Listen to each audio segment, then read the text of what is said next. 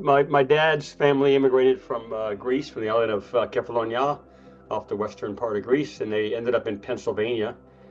From there, my dad and his brother and his parents found their way down to Miami, which is shortly before I was born. So my roots were all in Miami. I was there for my first almost 18 years of life, and then I left. I flew the coop to go to college and medical school at Case Western in Cleveland. Had a little bit of weather shock, having never seen snow before, and but survived that 7 long winters, and then made my way back by not by chance at all, because it was part of the match, but ended up back in Miami for my residency at the University of Miami Jackson Memorial Hospital for my general surgery training.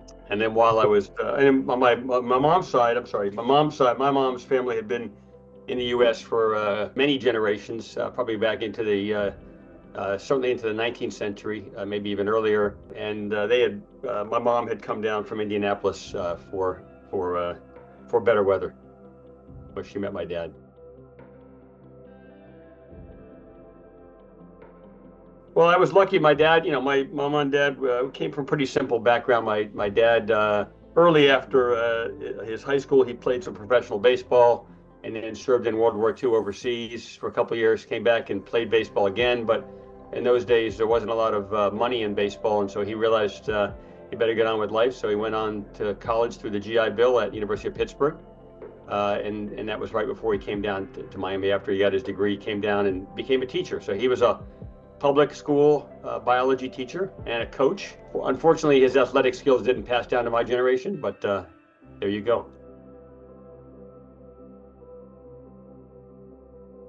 Not surprisingly, with my dad's background as a biology teacher, had a lot of science integrated into my life, if you would, and a lot of opportunities. My dad had a bit of asthma. Luckily, wasn't a major factor in his health, but was for a while. And my sister had really severe asthma as a kid, and that was really my motivation to become a physician. My goal at that time was to cure asthma, right? Which I haven't done, sadly. But luckily, my sister kind of had mostly outgrown that reactive airway disease, and so that was just the germ of the idea, and then really never wavered from the age of about 6 on that I wanted to be a physician, and really was always tinkering around the house with my hands. So it wasn't a surprise that I chose a surgical career. My dad was as I said, in the public school system, and I was a public school student, and there were a lot of opportunities in the public school system in Dade County in Miami, and so I was able to take advantage of those opportunities, including working during high school, pretty much the entire time of high school, with a physician scientist at Jackson Memorial at the VA in Miami, through a program through the Dade County public school system, and really had an incredible chance to work in the laboratory and understand the value of physician scientists. So that was really, really foundational for me for my career. Yeah, I have a few. They've changed over the years. My big hobby in high school and even into a little bit of college was bicycling and photography, and really did that a lot, very avidly. During that period of time, I dropped the photography, although I still enjoy taking pictures and making photo books, but it's not as much of a hobby anymore. And still enjoy the bicycling, but ultimately moved out of the street into the indoor cycling because of concern about safety, and took up hiking. So do a lot of hiking and a lot of gardening, and then I love to cook and travel. So those are probably my main avocations these days.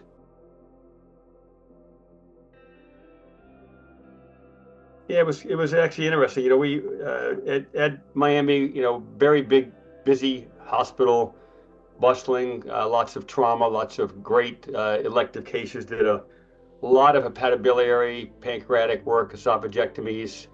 There really wasn't any dedicated colorectal surgeon in Miami at all. And during my 3rd year, maybe going into my 4th year, I ran across a couple of patients who had what I thought at that time were complicated colorectal problems. And I had a lot of attendings, a lot of faculty, and I couldn't find anybody who was comfortable helping me with those patients. And Jackson Memorial was a very resident-run hospital, so I went to my chair, Dr. Zeppa, Robert Zeppa, who was really like a father figure to me, and he was kind enough to get on the phone and called Manny Carbonell. And Manny was a colorectal surgeon in the community, but he had a faculty appointment at the university. And Manny was just a great guy, and he came in and he helped me take care of those patients. He befriended me, put his arm around my shoulder, and I think he saw potential to steer me into that field, and invited me to join him at the Minnesota colorectal course, which I'd never heard of before. And so indeed I went. Was really blown away by what they were teaching and the lack of knowledge that I had in those areas. I thought I had really great training in Miami, but there was a gap, and came back, and just by chance, one of our next grand round speakers was Byron Gathright. And Byron came in and gave a talk, and I got a chance to chat with him afterwards, and sort of the rest was history in terms of my plan to go ahead and apply for colorectal, and then I ended up matching with Byron at the Ochsner Clinic. To be honest with you, when I left to go to the fellowship, I really thought that all I needed was a little refinement. I thought, oh, I have a couple of gaps. I need to learn how to do endoscopy, and no better place to learn endoscopy, by the way, than the Ochsner Clinic, because the volume there was incredible, and the safety and quality, and maybe some proctology, because we didn't do much of that in Miami. And within like 2 weeks of being at the Ochsner Clinic, my eyes got bright, and I said, holy cow, the light bulb went on. There's a lot I have to learn, and boy, was I doing it wrong in many areas. And so that was really an eye-opener for me, realizing that at least some places in this country, general surgical residents were not being taught colorectal surgery like they should have been taught. And there's lots of reasons behind that, as we all know, but ultimately that really led me to have the passion to be involved with training of general surgical residents, to make sure that we train the next generation better. I had a job offer to stay in Miami, or come back to Miami rather, after New Orleans. Had an offer to stay in New Orleans, but ultimately my wife Bridget at the time, my late wife Bridget, said, hey, we're going to California. And so I dutifully obeyed, and ended up in California at Harbor UCLA. Yeah, I became involved, and I had several great mentors at the Ochsner Clinic. Really, all the attendings, all the faculty there were great. In particular, John Ray and Terry Hicks were really, I think, the two that were the guys who influenced me the most and supported me the most. And Byron was great, but during that period of my fellowship, he was actually having his own health issues for about half the year. So really, Terry Hicks by far did the most for me. He got me involved very early with the society. He got me involved with the RUC, with the relative value scales, and the socioeconomic part of it, because that was really his forte. And when I got to California, there really wasn't much of a colorectal presence. And so it turned out that I came out to California at the same time as a few other people came out in the colorectal world, including Phil Fleshner, who ended up at Cedars, and Charlie Hedrick, who ended up out in the community.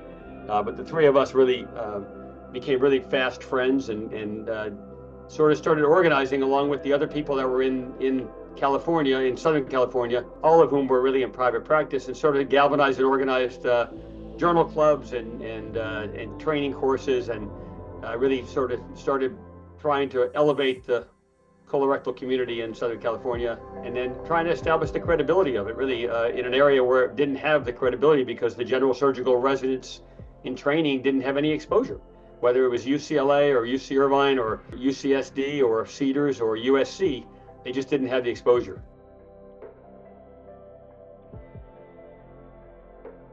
Yeah, I think, started out really I finished training in 1991. So a couple of years later, I was asked to serve on a couple of committees, the advisory committee to university colorectal surgeons, which was a committee that didn't last a real long time, but I thought was somewhat useful. And then most impactful was the Young Surgeons Committee, which I became a member of, and really that helped me with some great mentorship from both Patrick Mazier and Charles Littlejohn, to have a chance to really be involved with the society, even though I was quite young and quite junior. And then later on, I got involved with the program committee, the regional society committee, and then we created a new committee called the Professional Outreach Committee.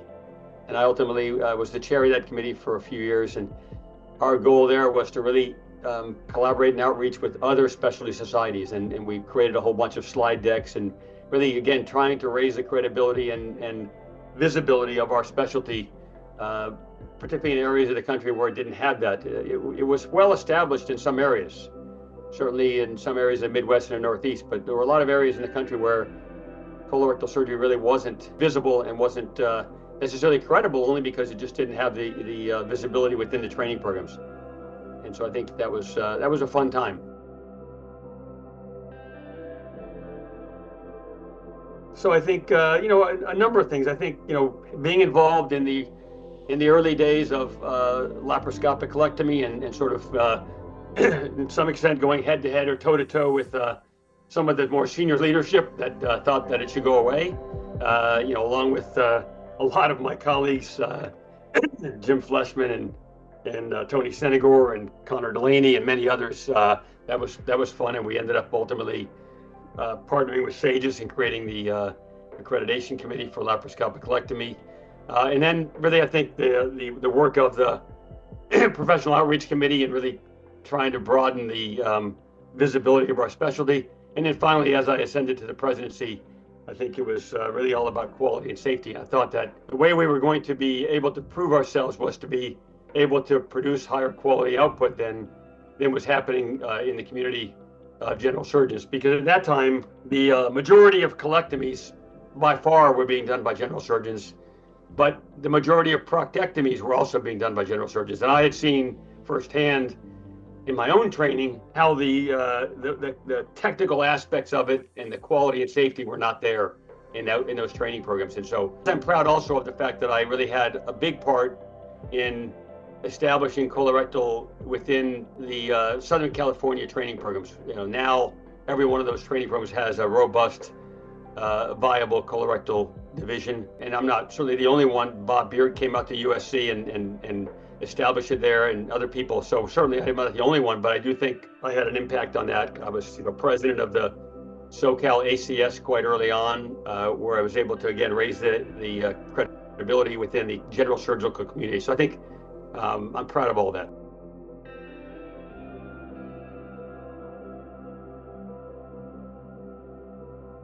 When I first learned about colorectal surgery and went to a couple of meetings, I was struck by, number one, how happy everybody was, and number two, how collegial everybody was, right? And that wasn't the case in the general surgical community. And so I think I learned from that, and I think I never sought out leadership roles. I've really only had two jobs in my life, right? Since I finished training. I had a bunch of jobs when I was a kid, but we don't count those things. But I got hired at Harvard UCLA in 1991, and I got hired at UC Irvine in 2002. Now my positions have changed within those organizations, but those are my only two jobs. And I think the lesson I learned was the importance of collegiality and collaboration and respect, right? And so I think those led me into positions where I could have influence and leadership roles. And I actually enjoy them. So it's been a lot of fun, a chance to really have a impact on a different level than what you can accomplish within the OR or within a division. And so it's been actually really rewarding.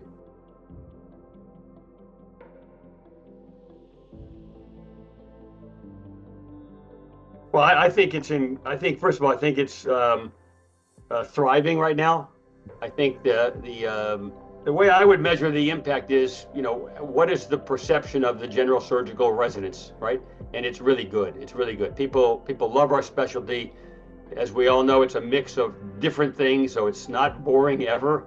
Whether you're doing endoscopy, proctology, IBD, complex pelvic surgery, minimally invasive surgery, you can do robotics. I mean, it's really a very unique skill. And we work and interact with so many different specialties, right? I mean, emergency rooms, emergency medicine, gastroenterology, internal medicine, general surgery, and we have to work in all those areas. And so that's somewhat unique in that regard, that we have such a mix, and everybody can have their own practice. There are places where the general surgeons do the emergency cases, and there are places where the colorectal surgeons do all of that. And so I think it's nice because it gives a lot of flexibility in practice patterns and practice types. And I think that makes it very attractive to the trainees. I think that's great. The evolution that I've seen over the last 3 decades has been more and more that everybody recognizes our expertise, right? And that's the key, is that everybody recognizes our expertise. And there are still places where there are turf battles, and there are still places where general surgeons are doing things. And there are some well-trained general surgeons who are capable of doing those things, thanks to the fact that we are now infiltrated into all the general surgical training programs. We train them really well, right? And so it's not surprising that when they get out in practice, especially in the community, that they do the things we taught them to do. And I think that's better for the patients, because compared to what they were doing before when they didn't have our training, I think it's a good outcome. So I think the key for us is to stay on our toes, to be continuing to push the limits, to be the thought leaders. And with our current president, Sonia Ramamurthy, at the lead, I have no doubt we'll do that. She's a fantastic leader, and I've enjoyed watching her leadership skills over the last decade plus, as I've had a lot of interactions with her in the University of California system, and I'm very proud of what she's accomplished.